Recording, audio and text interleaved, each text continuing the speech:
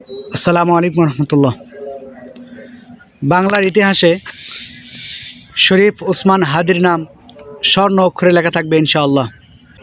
জুলাই গণ অভ্যুত্থানের ছাত্র জনতার অগ্রভাগের নেতা শরীফ ওসমান হাদি আর আমাদের মাঝে নেই।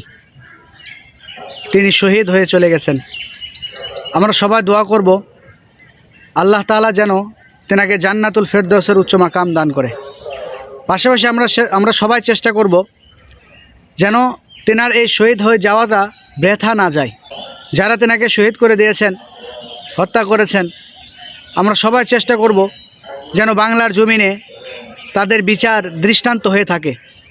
অন্য কোনো দল, কোনো ফ্যাসিস্ট দ্বিতীয়বার যেন এভাবে কোনো বীরদেরকে শহীদ করে দেওয়ার চেষ্টা না করতে পারে, হত্যা করার চেষ্টা না করতে পারে। আল্লাহ তাআলা আমাদের সবাইকে তৌফিক দান করুন এবং দোয়া করতে থাকবেন যেন বাংলার জমিনের প্রতিটা ঘরে ঘরে একজন করে ওসমান হাদি জন্মগ্রহণ করে।